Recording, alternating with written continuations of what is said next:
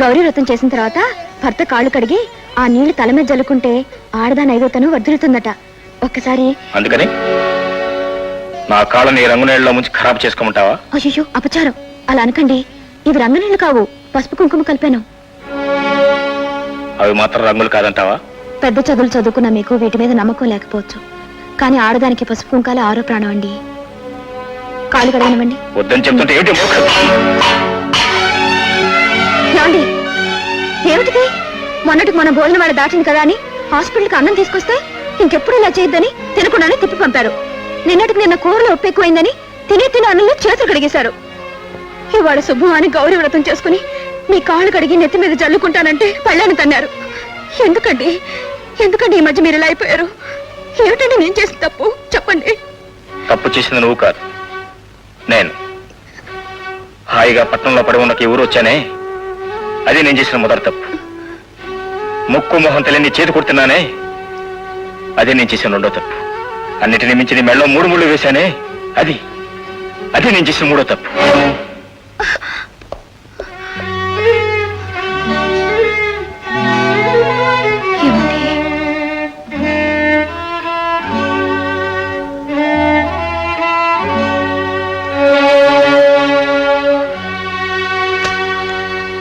అరే రే రే, పాలిట్ట పొంగిపోతుంటే చూస్తూ ఊరుకున్నావేంటమ్మా? అమ్మ జానకి, ఏమిటమ్మా ఇది? ఎందుకు ఏడుస్తున్నావు? ఏం లేదు మళ్ళీ. చూడు, నేను నీ తల్లి లాంటిదాన్ని. ఏం జరిగిందో చెప్పమ్మా. ఆయన ఆయన చెప్పు. ఆయన ఎప్పుడు నవ్వుతూ నవ్విస్తూ ఉండేవారు కదా, పల్లెత్తు మాట అనేవారు కాదు కదా. పట్నం నుంచి తిరిగి వచ్చాక ఎందుకనో చీటికి మాటికి నా మీద కోపడుతున్నారు. పోనీ నేను ఏమన్నా పొరపాటు చేస్తే చెప్పొచ్చుగా. హోసి పిచ్చి తల్లి, ఇదా సంగతి? మగాళ్ళకి 190 యాపకాలుంటాయి. ఇసిగిపోయి ఇంటికి తిరిగి వచ్చి పెళ్ళాం మీద చిరాకు పడ్డం మామూలే. తిరుగు. చిరాకు పడొచ్చు, కోపం వస్తే 4 తిట్టొచ్చు, కొట్టొచ్చు, నేను బాధపడను. కానీ వాళ్ళు ఏమన్నారో తెలుసా? ఆయన ఈ ఊరు రావడమే తప్పట, నన్ను పెళ్లి చేసుకోవడం అంతకంటే పెద్ద తప్పట.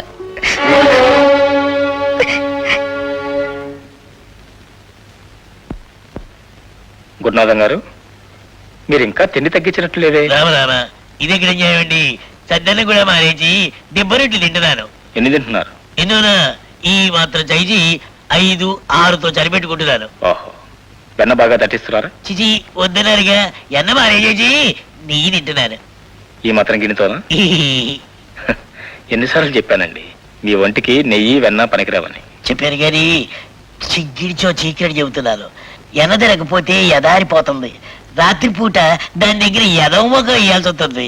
నెయ్యి కూడా వద్దన్నారు అనుకోండి, నా పెళ్ళ పుట్టింటి వెళ్ళిపోద్ది. అసలే దాన్ని బస్తి వెళ్తే రాదండి. గురునాథం గారు, తిండికి సంసారానికి ఏం సంబంధం లేదండి, అంతా మీ మానసిక భ్రమ. నేను చెప్పినట్లు మీరు ఆహారం తగ్గించుకుంటే మీ గుండెకేం ఢోకలేదు. అట్టగే బాబు, పెళ్ళాం పోయినా ఇంకో దారి చేసుకోవచ్చు, గుండిపోతే రాదుగా. బాబు గారు, ఇంకొకసారి సరిగ్గా చూడండి. All right. డాక్టర్ బాబు, డాక్టర్ బాబు, నీతో కాస్త మాట్లాడాలి. 1 నిమిషం ఇలా వస్తావా? టెస్ట్ చేసి వస్తాను. కాస్త ఆలస్యమైన గురునాథం గుండెకేం లోట్లేదు, నువ్వు రా. మీరెళ్ళండి బాబు.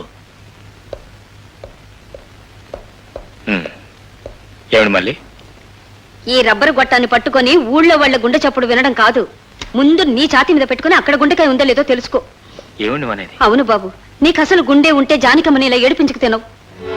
ఏం బాబు, మా జానకమ్మంటే నీకు అంతెగుటొచ్చిందా? అసలు ఏం పాపం చేసిందని ఆ తల్లిని ఇంత సూటి పొట్టు మాటలతో చంపుతున్నావు? పట్నంలో చదవకపోయినా ఈ పల్లెల్లో ప్రతి మనిషిని చదివింది. మేడల్లో పెరక్కపోయినా మా అందరి గుండెల్లో పెరిగింది. చిన్న సీమ కూడా హాని చేయన సిరిమల్లిని ఎందుకు బాబు అలా చిదరించుకుంటున్నావు? ఆలు మగలన్న తర్వాత ఏవేవో గొడవలు వస్తుంటాయి పోతుంటాయి, అవన్నీ ఎట్టాగూ సర్దుకుపోవాలి. అసలు ఆ తల్లి ఏం తప్పు చేసిందో చెప్పు, నేను వెళ్ళి సర్ది చెప్తాను. ఇన్నాళ్ళు ఎలా చెప్పాలో తెలియక జానకిని బాధ పెట్టాను. ఇవాళ నువ్వు గట్టిగా చెప్పగలవని ధైర్యం ఇస్తున్నావు. అదేమిటో చెప్పు బాబు, నేను జానకమ్మతో చెప్తాను. జానకి, కొద్ది రోజుల్లో నీ పసుపు కుంకాలను పోగొట్టుకోబోతున్నావు అని చెప్పు. నీ భర్త పోయినా నువ్వు బ్రతకాలని చెప్పు. డాక్టర్ బాబు,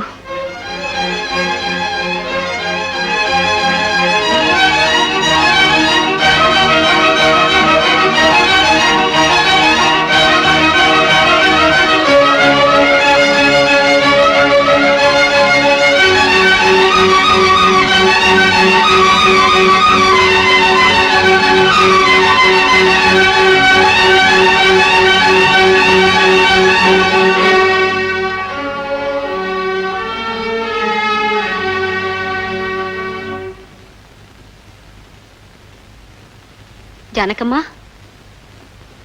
జానకమ్మా, ఏమిటి మళ్ళీ?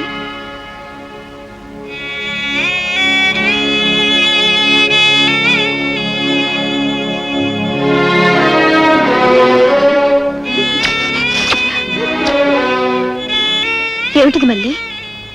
ఏం లేదమ్మా, ఈ ముద్దు మొహాన్ని మళ్ళీ చూడగలనో లేదోనని ముచ్చట తీర్చుకుంటున్నాను. అదేమిటి ఇప్పుడు నీకేమైందని? నాకేం కాలేదమ్మా. మిలిటరీలో ఉన్న నా మొగుడికి ఏదో మాయ రోగం వచ్చిందంట. ఆడు బతకడమే కష్టమని ఉత్తరం వచ్చింది. ఆడికాడికి వెళ్ళిపోతున్నా. అయ్యో, నువ్వేం భయపడకు మళ్ళీ. వెళ్ళేటప్పుడు పోలేరమ్మ తల్లికి మొక్కుకుని వెళ్ళు. ఆ తల్లి మీ ఆయన చల్లగా చూస్తుంది. పిచ్చి తల్లి, దేవుళ్ళు దేవతలు ఉన్నారు, వాళ్ళకి ముక్కుకుంటే ఎన్ని కట్టాలైనా తీరుతారని నమ్మి దండం పెడతాం. కాని దేవుళ్ళు మనుషుల కంటే కరుకొట్టకలమ్మా. సుఖంగా ఉన్న ప్రాణాన్ని చూసి ఓరవలేరు. అందుకే దేవుళ్ళని రాళ్లతో చేస్తారు. అదే మాట మళ్ళీ. మన ఊళ్ళో ఎవరికి ఏ కష్టం వచ్చినా ఆ తల్లినే మొక్కేదాన్ని. వాళ్ళ కష్టాలు తీరడం నీకు మాత్రం తెలీదు. ఒకేళ నువ్వు అన్నట్టు ఆ పోలేరం ఉన్నా ఇతరులకి కోరితే బాగానే సాయం చేస్తుంది. కాని సొంతానికి కోరితేనే చెవిటితైపోద్ది.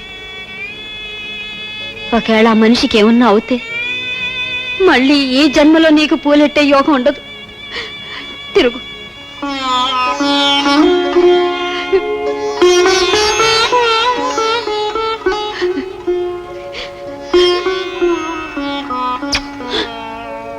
వెళ్తానమ్మా.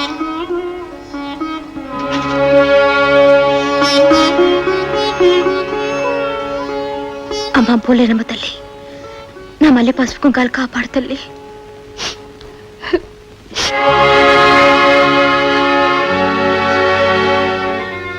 వెళ్ళొత్తా బాబు. విన్నాను మళ్ళీ. ఊరంతా నీకొచ్చిన కష్టాల గురించే మాట్లాడుకుంటున్నారు. మీ ఆయన త్వరగా కోలుకోవాలని ఆ దేవుణ్ణి ప్రార్థిస్తున్నాను. పుట్టి పెరిగిన వాణ్ణి ఆదుకోలేని ఆ దేవుడు అసలు పుటకే లేని వాణ్ణి ఏం ఆదుకుంటాడు బాబు? మళ్ళీ అవును బాబు, నాకు అసలు మొగుడే లేడు. నాకు ఏ మగాడు తాళి కట్టలేదు బాబు.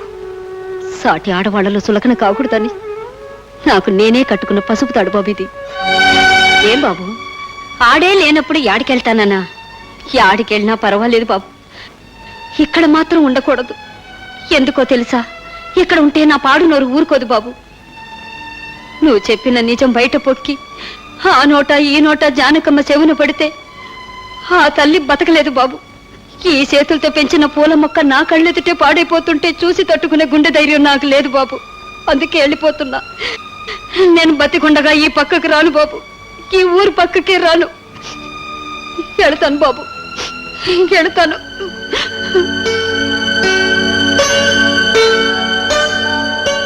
ఎంత మంచి మనసులున్న ఈ పల్లెటూరుకి రావటం నిజంగా నా అదృష్టం.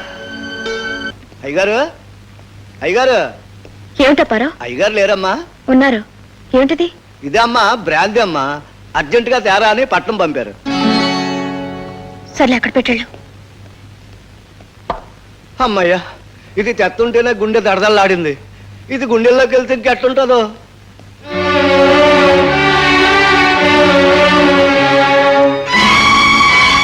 ఏమండి, ఏమిటండి ఇది? బ్రాందీ. ఏం కళ్ళు కనపట్లా? వెళ్ళో గ్లాస్ మంచినీళ్ళు తీసురా.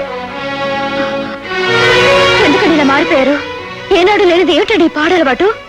ఏది మంచి అలవాటో ఏది పాడు అలవాటో తెలుసుకోవాల్సిన చిన్నపిల్లాడేం కాదు.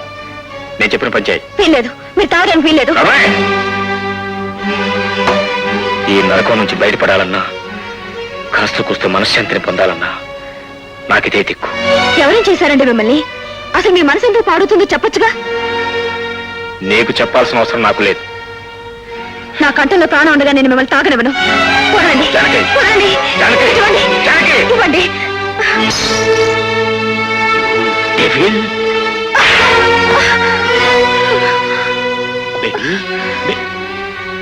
డాక్టర్ సాబ్,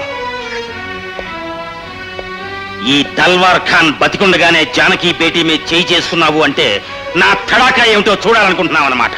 చెప్పు, బేటీని ఎందుకు కొట్టావు? నా భార్య నా ఇష్టం, అడిగే హక్కు ఎవరికి లేదు. అరే, సంవత్సరమైనా నిన్న నీ బంధం కంటే చిన్నప్పటి నుంచి పెంచిన నా బంధమే గొప్పది డాక్టర్. బేటీకి ఏదన్నా జరిగితే అడిగే హక్కు నాకెప్పుడూ ఉంటుంది. బాబా ఇది మా ఇంటి విషయం, నువ్వు వెళ్ళు. చుప్పు రహో బేటీ. నీ కంట తడి రానంత వరకే అది నీ ఇంటి విషయం. నీ కంట నీరు తిరిగితే అది ఈ ఊరంతా ఆలోచించాల్సిన విషయం. అంతల్లా ముద్దుగా పెంచుకున్న మీకు సంసారం ఎలా చేసుకోవాలో, భర్తను ఎలా చూసుకోవాలో నేర్పడం కూడా తెలియలేదా? ఏం జరిగింది బేటీ? చెప్పు బేటీ, ఏం జరిగింది? చెప్పమ్మా. బాబా ఎప్పుడు నేను ఆయన తాగుడు మొదలెట్టారు. ఆ ఘోరం చూడలేక నేనే. అచ్చా అచ్చా, నీ అసలు రంగు ఇప్పుడు బయటపడింది. నీకు తాగుడు కూడా అలవాటు ఉందన్నమాట. తాక్కుండా నా బేటీని కొట్టినవాడివి రేపు తాగితే నా బేటీని ఇంట్లోంచే గెట్టుతావు. రేపటిదాకా ఎందుకు, ఇప్పుడే గెడుతా. బేటీ బేటీ, నీకు నిజంగా నా మీద ప్రేమ ఉంటే నేను బ్రతికుండగా మళ్ళీ ఇంటి గడప తొక్కొద్దు.